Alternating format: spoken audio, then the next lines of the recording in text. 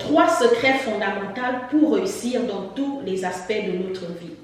Voilà. Et donc, j'étais en train de définir ce que c'est la réussite. Donc, je disais que la réussite, c'est d'abord l'épanouissement personnel. Donc, le but de tous les humains sur la Terre, nous recherchons la réussite.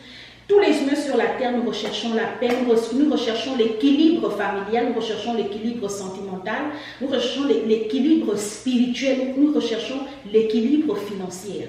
Et donc, c'est le but de tous les humains sur la Terre, de tous les âges, de toutes les couleurs, de tous les continents. Les humains sur la Terre, le premier combat des humains sur la Terre, c'est de chercher la réussite. Et donc, c'est l'un des problèmes fondamentaux que l'homme, voilà, se bat sur la terre pour pouvoir arriver sinon à réaliser tous ces objectifs.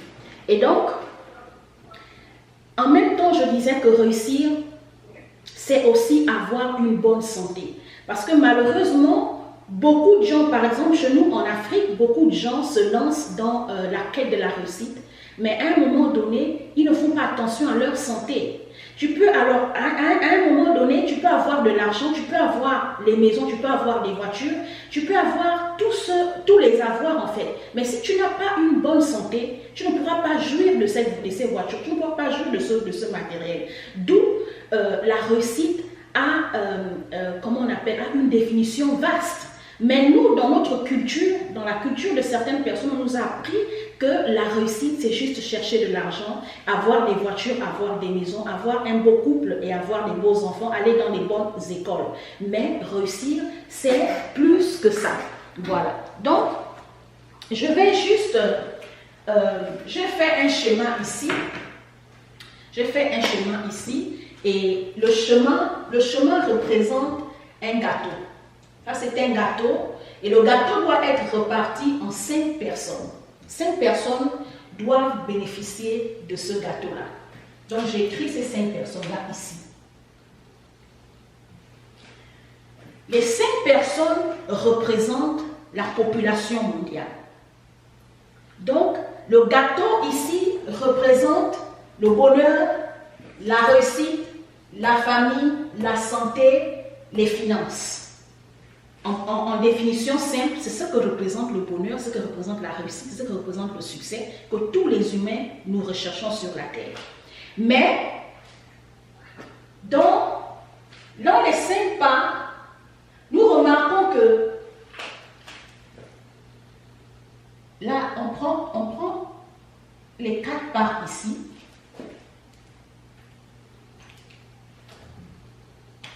Et ici, il reste une part. Donc, les 4 parts là représentent une personne. Et la seule part là représente 4 personnes. Donc, dans l'humanité tout entière, sur 6 milliards et quelques d'habitants qu'il y a sur la Terre, on constate, comme tout le monde, peu importe l'endroit où tu te trouves sur la Terre, on constate qu'il n'y a qu'une seule personne sur 5 qui bénéficie de tous ces aspects-là. Le bonheur, la réussite, la famille, la santé et les finances. Une seule personne. Donc, on peut dire à peu près 20 personnes sur 100. Donc, la population mondiale bénéficie de ce qu'on appelle véritablement le bonheur. C'est-à-dire des gens qui sont épanouis, des gens qui peuvent voyager quand ils veulent, des gens qui peuvent avoir des réalisations, des gens qui ont tous les avoirs, qui sont en paix avec eux-mêmes et qui ont une vie confortable. Et donc, c'est ce qu'on appelle la réussite. Maintenant, comment expliquer que dans ce gâteau-là, c'est seulement une seule personne, donc 20% de la population mondiale qui bénéficie de ça, et les 4 autres % qui représentent Les 4 autres pourcents là, qui représentent une part du bonheur, la réussite, la paix, ils se partagent, ils se départagent cette portion. Donc, le reste de 98%,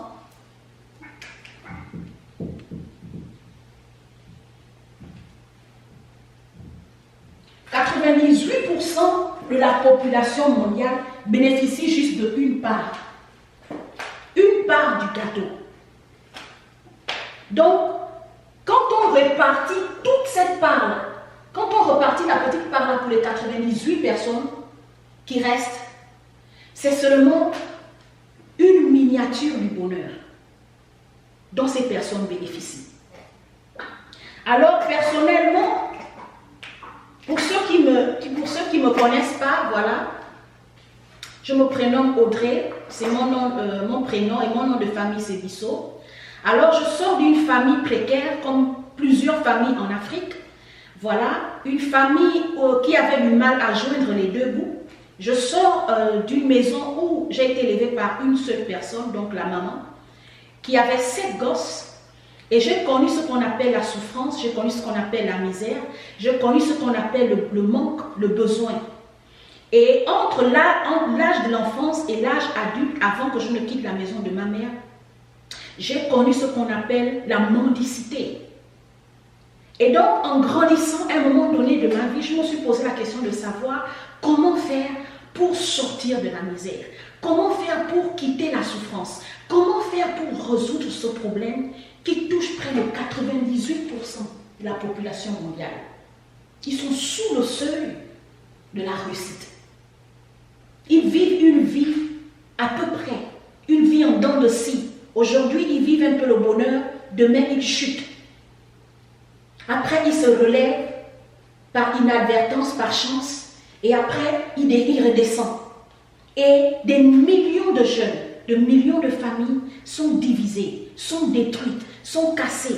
Moralement, psychologiquement, émotionnellement, les gens sont abattus à l'intérieur de leur âme. Quand bien même qu'ils sont parfois en bonne santé, ils peuvent sourire, ils ont des enfants, ils vont au travail. Dans ces 98%-là, il y a les docteurs, il y a les avocats, il y a les diplômés, il y a les intellectuels. Comment est-ce que quelqu'un on lui a dit que va à l'école pour chercher la réussite et le bonheur, mais comment se fait-il que cette personne est incapable d'être heureuse sur la terre? Comment expliquer ça?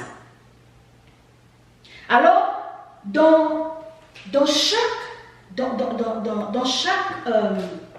lorsqu'on veut entreprendre, dans chaque réalisation, on a besoin des outils. On a besoin des outils pour construire, pour bâtir une maison. Pour bâtir un pont, on a besoin d'outils. Alors, c'est ces quelques outils que je veux essayer de partager avec vous aujourd'hui. Donc, le premier secret dont je voulais partager avec vous aujourd'hui, c'est la pensée créatrice. La pensée créatrice.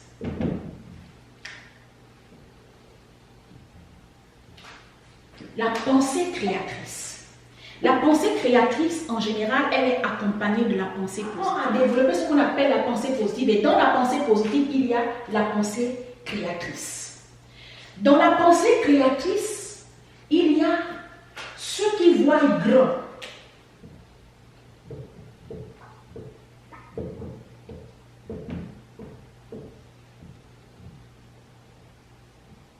Il y a ceux qui voient grand.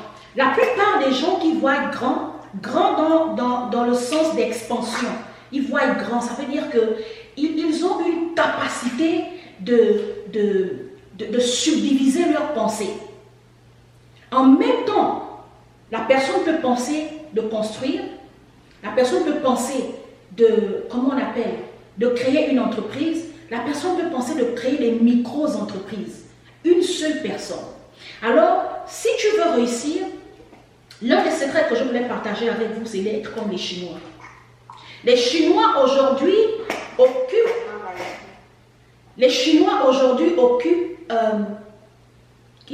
à peu près 80% de la richesse mondiale. Le peuple chinois. 80% de la richesse mondiale est gérée par les Chinois.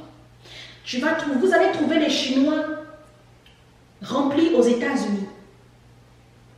Ceux qui occupent le territoire du cosmétique aux États-Unis, ce sont les Chinois. Ceux qui occupent le territoire de la restauration ici aux États-Unis, ce sont les Chinois et les Mexicains. Ceux qui occupent le domaine de la réparation, par exemple, des voitures et d'autres petits business, ce sont les Chinois. Alors, en tant qu'humain, peu importe l'endroit où tu te trouves sur la terre, il faut avoir l'esprit des Chinois. Le Chinois, il est, comment on les appelle?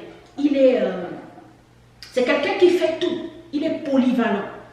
Le Chinois, en général, même si au départ, il a été formé, il est ingénieur de formation, ingénieur peut-être en génie électronique, même si le Chinois, au départ, il est enseignant, il est peut-être docteur, mais derrière le métier qu'il a appris, il fait le business, il fait le commerce.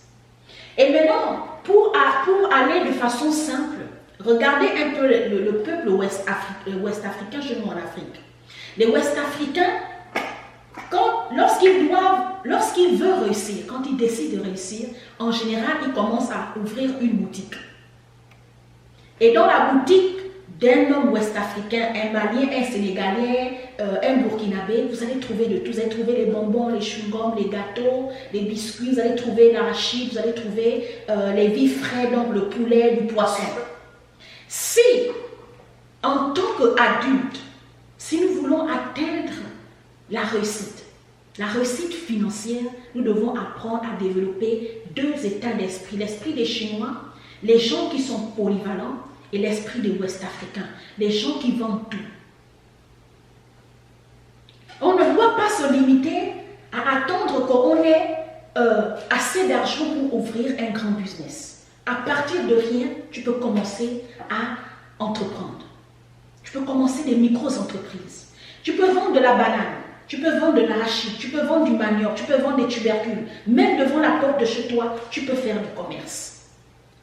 C'est à ce niveau-là que le peuple ouest-africain a pu dépasser beaucoup d'autres peuples en Afrique. Depuis l'âge de 6 ans, les ouest-africains commencent à avoir la pensée créative, la pensée qui crée, la pensée qui multiplie. Le ouest-africain n'attend pas qu'il ait 15 ans, 20 ans, bien qu'il ait des enfants avant d'entreprendre. Le chinois n'attend pas qu'il ait des enfants ou qu'il soit riche avant d'entreprendre. Le gros problème des 98% des personnes qui sont en dessous qui sont sous le seuil de la souffrance, ce sont des personnes qui entreprennent, ils attendent entreprendre que lorsqu'ils sont riches. Ils attendent entreprendre que lorsqu'ils ont un grand capital. Ils attendent entreprendre que lorsqu'ils ont des grosses économies et lorsque leur compte bancaire est rempli. Mais la mentalité chinoise, eux, ils commencent à entreprendre à partir de rien. La mentalité ouest-africaine, avec 10 000 francs CFA, ils commencent une entreprise. Ils commencent à vendre des glaces. La glace aux ailes. À partir de 10 000 francs, une femme ouest-africaine commence à faire des gâteaux chaque matin. J'ai grandi, les personnes qui ont commencé à me nourrir, c'était les femmes togolaises et les béninoises. Elles faisaient des gâteaux chaque matin. La femme béninoise, quand elle commence à faire les gâteaux, elle commence parfois avec 10 000 francs CFA.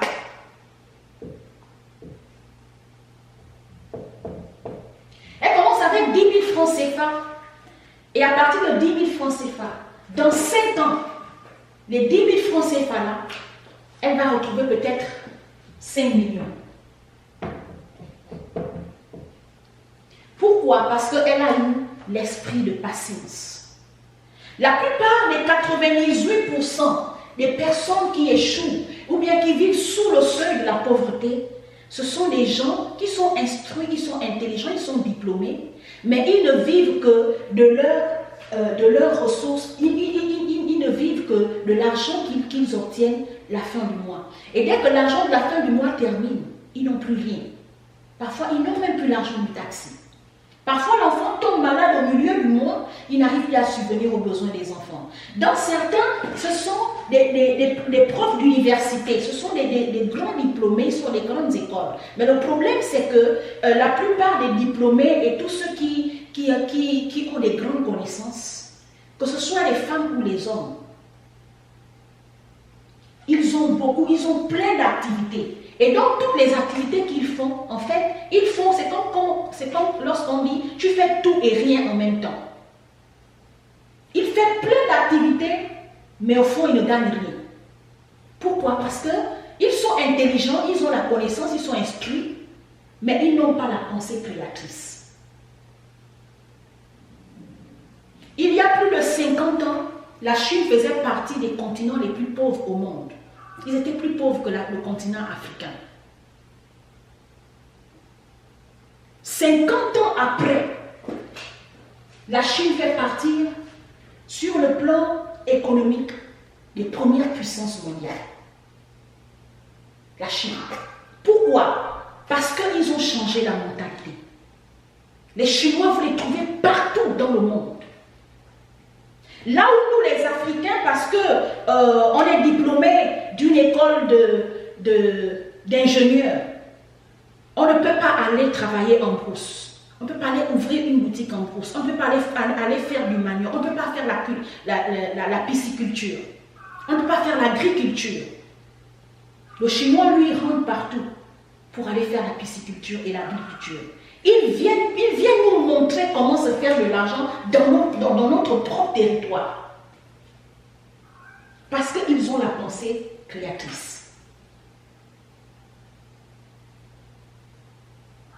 Et lorsque j'ai appris à développer cet état d'esprit, j'ai compris une chose.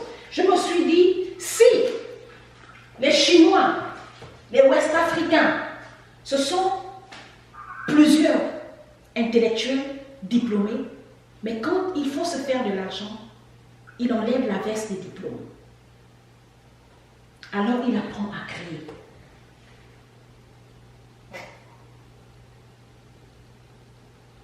Alors lorsqu'on veut réussir dans la vie, il faut avoir la pensée créatrice. Et dans la pensée créatrice, il y a aussi l'attitude, ce qu'on appelle l'habitude. La plupart des 98% des personnes qui sont sous le seuil de la souffrance et de la pauvreté, donc ceux qui sont dans cette partie du gâteau-là, ils écoutent. Plusieurs, ils sont des croyants, plusieurs sont instruits, sont intellectuels, plusieurs font des affaires, mais le problème c'est que ils écoutent, ils ne mettent rien en pratique. Ils ne mettent absolument rien en pratique. Et ces 98%-là, dans ces 98%-là, à part la pensée créatrice qui peut nous apporter de l'argent, mais il y a aussi la pensée créatrice qui peut maintenir notre santé équilibrée. Parce que je parlais aussi de la santé équilibrée. Tu ne peux pas avoir réussi si tu as un problème avec ta santé. Et pour avoir une bonne santé, il faut apprendre à faire des exercices sportifs. Tous ceux qui sont sous le seuil de la pauvreté, la souffrance, les échecs, la plupart de ces personnes, les 98% de ces personnes-là, ils n'aiment pas faire le sport. Ils n'aiment pas faire des exercices sportifs. Ils n'aiment pas, comment on appelle ça, booster leur énergie. Comment est-ce que tu vas trouver la pensée positive si tu as du mal à faire du sport? Parce que le sport, c'est une activité qui te permet de pouvoir booster ton énergie et de garder ton énergie positive. Alors, c'est l'un des problèmes qui amène ces 98%-là à rester sous le seuil de la souffrance et de la pauvreté.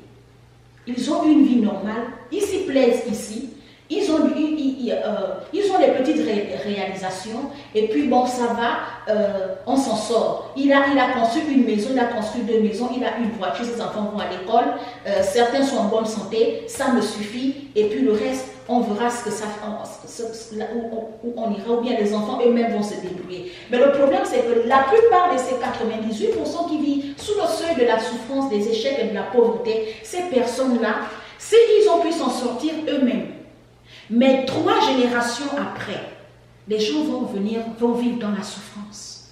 Les gens vont vivre dans le manque et dans le besoin. Donc, tu peux avoir eu une vie stable. Parce que toi-même, tu t'es débrouillé. Parce que toi-même, tu as pu entreprendre.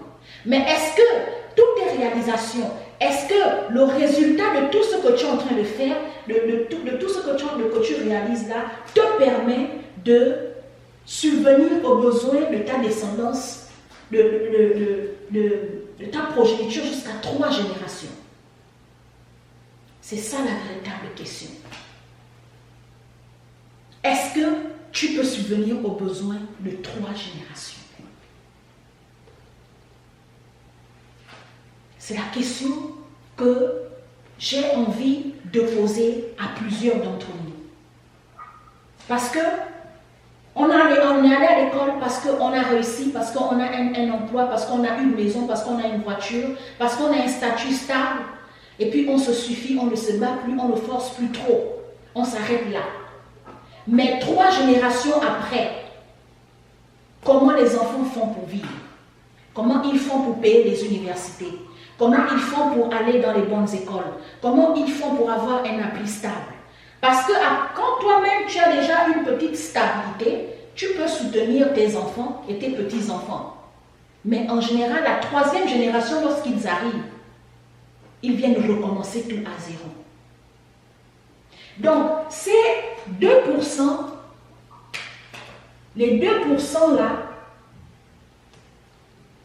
les 2% qui sont là, qui représentent cette personne-là, eux, lorsqu'ils travaillent, ils travaillent pour toute une descendance. Ils travaillent à peu près pour 3 à 4 générations. Et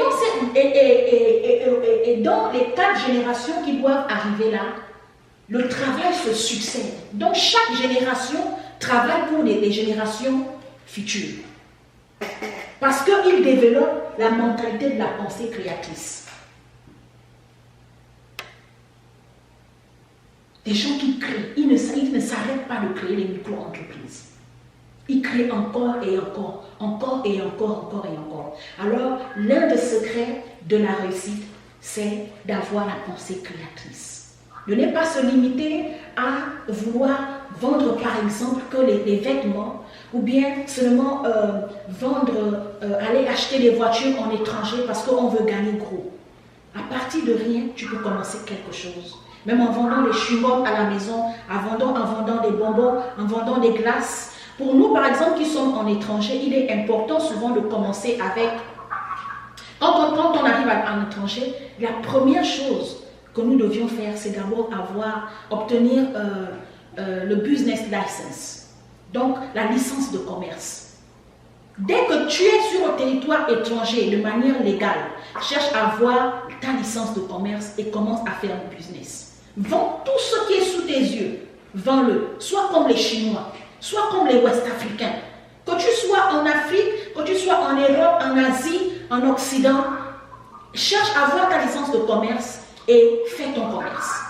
Vends quelque chose. Ne te limite pas, n'attends pas que tu aies beaucoup pour commencer à vendre. Si tu peux vendre du pain, pourquoi aller acheter le pain chez le boutiquier? Cherche le fournisseur du boutiquier, commence aussi à vendre du pain comme le boutiquier. Les gens viendront acheter du pain chez toi quand il n'y aura plus de pain chez le boutiquier. Pourquoi aller acheter le jus chez le boutiquier alors que tu peux vendre le jus? Les gens viendront acheter le jus chez toi lorsque le boutiquier n'aura plus de jus. Pourquoi aller envoyer les enfants acheter des bonbons et des chewing-gums, le pain au chocolat chez le boutiquier? Commence à vendre ça dans ta maison. Les gens viendront acheter.